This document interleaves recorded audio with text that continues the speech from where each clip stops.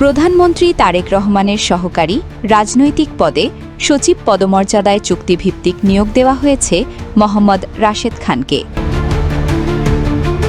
গতকাল রোববার জনপ্রশাসন মন্ত্রণালয় এক প্রজ্ঞাপনে নিয়োগের বিষয়টি জানিয়েছে। প্রজ্ঞাপনে বলা হয়েছে, অন্য যে কোনো পেশা, ব্যবসা, সরকারি, আধা সরকারি, বেসরকারি প্রতিষ্ঠান বা সংগঠনের সঙ্গে কাজের সম্পর্ক ছাড়ার শর্তে রাশেদ খানকে এ নিয়োগ দেওয়া হয়েছে। যোগদানের তারিখ থেকে প্রধানমন্ত্রীর মাতা সন্তুষ্টি সাপেক্ষে রাশেদ খানকে এ নিয়োগ দেওয়া হয়েছে বলেও প্রজ্ঞাপনে জানানো হয়।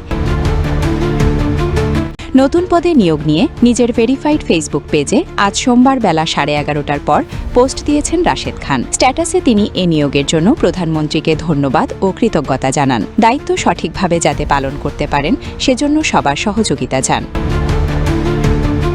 গত বছরের 27 ডিসেম্বর গণ অধিকার পরিষদের সাধারণ সম্পাদকের দায়িত্ব থেকে পদত্যাগ করে বিএনপিতে যোগ দেন মোহাম্মদ রাশেদ খান। তিনি ঝিনাইদহ 4 আসন থেকে নির্বাচন করেন, তবে এ আসনে নির্বাচনে তিনি জয়ী হননি। এখনো পর্যন্ত বাংলাদেশের বর্তমান মাননীয় প্রধানমন্ত্রী তিনি আমার উপরে অনাস্থা স্থাপন করবেন এরকম কোনো কাজ করি নাই।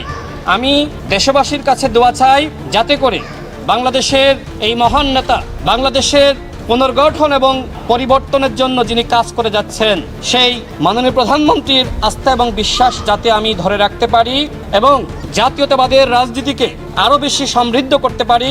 যে রাজনৈতিক দায়িত্ব তিনি আমার উপর দিয়েছেন সেই দায়িত্ব যথাযথভাবে যাতে পালন করতে পারি, এই জন্য আমি দেশবাসীর দোয়া চাই, সহযোগিতা চাই।